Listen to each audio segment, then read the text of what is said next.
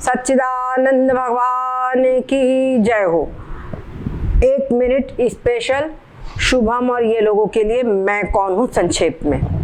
मैं कौन हूँ ये हमने बताया था आप लोगों को कि मैं और मेरा दो चीजें। जो मैं हूँगा वो मेरा नहीं होगा और जो मेरा जिसमें लगेगा वो मैं नहीं हो सकता। जैसे मोबाइल है, ये मेरा लगता है इसमें, तो इसमें मेरा लगेगा, उसमें हम मैं मोबाइल हूँ कभी बोलेंगे? नहीं बोलेंगे। वैसे ही शरीर जो है, शरीर के हर अंग में मेरा नाक, मेरी कान, मेरा हाथ, मेरा पैर, सब में मेरा लगाते हैं। तो इसमें हम मैं हाथ कभी बोलते हैं क्या? नहीं बोलते। उसी प्रकार से हम बोलते मेरा शरीर, बोलते हैं कि नहीं? मेरा शरीर काम नहीं कर रहा है। तो अच्छा, दूसरी बात, ये हाथ पैर अंग है, इन सबको मेरा मेरा जिनको लगा रहे हैं, ये हम समझ रहे हैं कि सब मेरे से अलग है, इस पर समझ रहे हैं। और उन्हीं हाथ पैरों से मिलकर के शरीर बना है। और वो शरीर मैं हो सकता हूँ? बताओ, वो शरीर मैं हो सकता हूँ क्या? नहीं हो सकता। तो मैं शरीर नहीं हूँ, तो फिर मैं हूँ क्या? मैं इस शरीर का जानने वाला चेतन आत्मा, जो इस शरीर को सत्ता स्फूर्ति देता है, जिसके कारण शक्ति जीवित दिखाई पड़ता है, वो मैं हूँ। और मैं शरीर से अलग हूँ।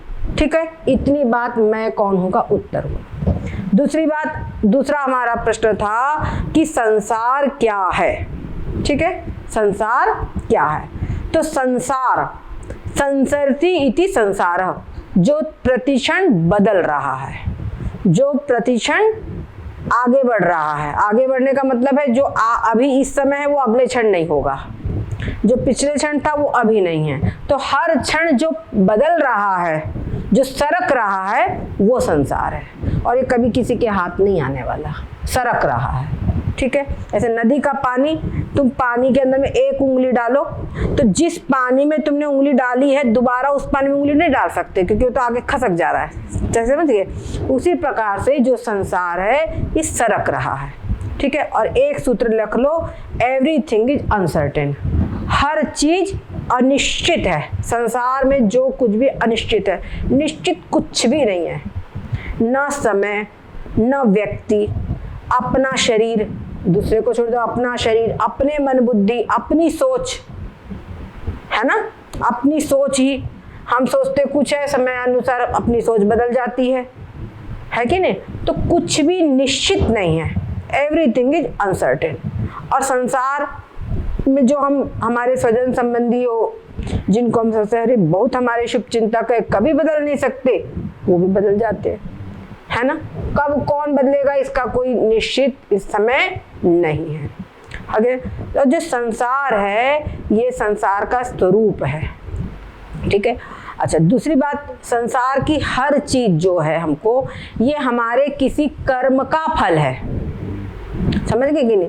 पेड़ के ऊपर में एक आम लगता है तो उस पर भी किसी के कर्म का फल है, वो कि उस जीव के कर्म का फल है, उसको मिलना है। तो चाहे जैसे हम उसकी पैकिंग करके वहां पहुंच जाएगा, और उसके किस्मत का नहीं है तो वो भी रख देगा, मान लो कीड़े सड़ जाएगा तो कीड़े मकोड़े, जिसके मतलब कर्म का फल है उस तक पहुंच जाएगा। तो ये संसार पूरा का पूरा जो है ये कर्म का फल है। भगवान इसमें कहा ना, कर्म प्रधान विश्व रचि राखा, जो जस करई तसई फल चाखा। ये जो संसार है पूरा कर्म प्रधान है, कर्म का फल ही है। और ये शरीर है, ये भी कर्म का फल है। हमारा जो कर्म है पिछले जन्म का, उसी के अनुसार तो शरीर मिला है, तो ये शरीर भी कर्म का फल है। ठीक है, तो हमने इस बात को समझ लेना है कि सब कर्म का फल है शरीर संसार। और ये बात समझो कि जो कर्म का फल है वो सब कुछ क्या है? मिथ्या ही है। ये सब कुछ झूठा है। समझ गए? ये सब क्या है? झूठा है, अनित्य है, अनित्य है। और एक बात, ये कर्म का फल जो भी होगा वो नित्य नहीं हो सकता।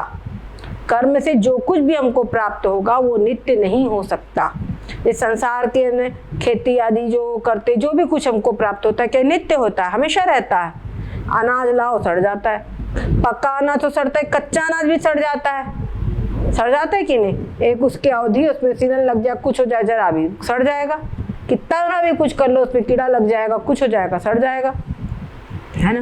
तो जैसे जो अनाज मिला है वो क्या कर्म किया उसी का फल तो है।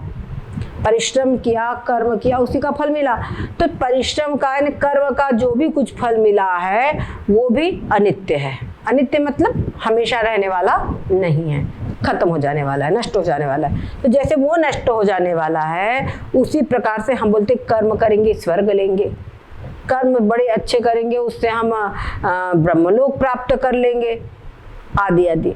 तो वो सब जो लोक हमको मिलने वो भी सब मिथ्या है, वो भी सब लोग कैसे हैं? मिथ्या है, सब झूठे हैं, हमेशा रहने वाले नहीं हैं। अपन को लगता है कि हमेशा रहेंगे पर हमेशा कुछ भी रहने वाला नहीं। स्वर्गौ स्वल्प अंत दुखदाई ये कहते हैं। और पुष्णे पुण्य मृत्यु लोकम विशंति, हमने पिक्चर का टिकट खरीदा, क्या समझे? एक शो का टिकट खरीदा, 4 टिकट खरीदे, 4 लोग गए, एक शो देख लिया। उसके बाद वो शो देखने के बाद में पिक्चर हॉल में बैठ सकते हो? नहीं बैठ सकते, भागो, टिकट खत्म, निकलो, है कि नहीं? चाहे तुम्हारा बढ़िया A1 टिकट हो, फर्स्ट क्लास का, रिजर्व क्लास का, जैसा भी हो, लेकिन टिकट खत्म, निकलो। वैसी स्वर्ग है, पूर्ण रूपी टिकट तुम्हारे पास है तो तुम वहां रह सकते हो, और टिकट खत्म, निकलो यहाँ से। समझ गए? तो स्वर्ग जो है वो भी वैसा ही है। तो ऐसा स्वर्ग लेकर हम करेंगे क्या? और इतना ही नहीं, स्वर्ग के लिए तो इतना बताया गया है कि स्वर्ग में जैसे कोई व्यक्ति के पुण्य हैं, जितने दिन रहने के वो रहेगा, उसके बाद जब 15 दिन रह जाते हैं कि उस स्वर्ग उसको छोड़ना है, तो 15 दिन पहले उसको सूचना दे दी जाती है कि अब तुमको स्वर्ग छोड़ना है, तुम्हारे पुण्य खत्म हो गए। तो उसको वहां पर जो व्यक्ति रहते हैं उनको इतना उस शरीर, वहाँ के भोगों से इतना मोह रहता है, इतना मतलब आसक्ति रहती है कि स्वर्गीय शरीर ये शोक से कि मेरा स्वर्ग छूट जाएगा, ये भोग छूट जाएंगे, उससे उनका स्वर्गीय शरीर पिघल जाता है, मोम की तरह पिघल जाता है। जैसे घी पिघल जाता है ना अग्नि से, वैसे वो पिघल जाता है। तो वो पिघल जाता है और पिघल पिघल के खत्म, और वो मरते लोक में आ जाता है। तो ऐसा स्वर्ग लेके हम क्या करेंगे?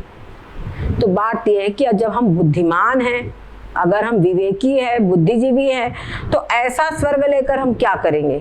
बाजार में जाते भी एक टिकाऊ चीज देना, तो हम टिकाऊ चीज चाहते हैं ना, यानी जो हमेशा रहे। अब दिखावा बोलते भैया कोई चीज समय आदमी मर जाता है तो बोलता है अरे भाई इसका मतलब थोड़ा ज्यादा दिन तक रहे, वैसी चीज है।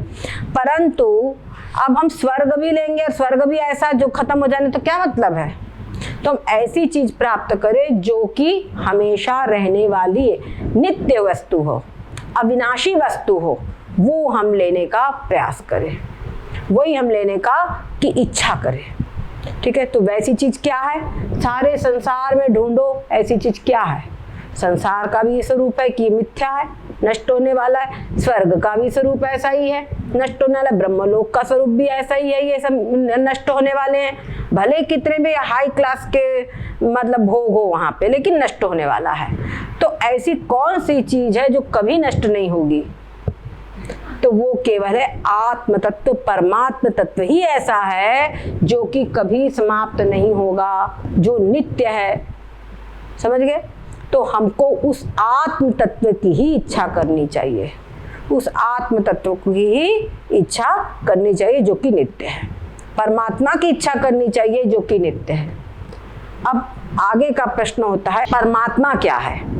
परमात्मा यानी वो अचिंत्य शक्ति, जो संसार हम पूरा पूरा देख रहे हैं। तो संसार क्या बिना बनाए बन गया? बताओ। ये नियम है कि कोई भी चीज हो तो उसको बनाने वाला कोई भी होगा। किसी भी वस्तु को देखकर ये किसने बनाया ये दिमाग में होता है, यानी कोई भी चीज हो उसको बनाने वाला कोई ना कोई जरूर है। तो जो संसार है उस संसार का बनाने वाला कौन है? तो हमको मानना पड़ेगा कि परमात्मा कोई ऐसी शक्ति है जो अचिंत्य शक्ति है जिसने परमात्मा को बनाया, इस संसार को बनाया है। अब देखो सूर्य है, उदय होता है बिल्कुल टाइम से। हम लोग तो थक जाते हैं तो देर हो जाएगी, पर सूर्य को देर होता है क्या? नहीं होता, वो राइट टाइम है।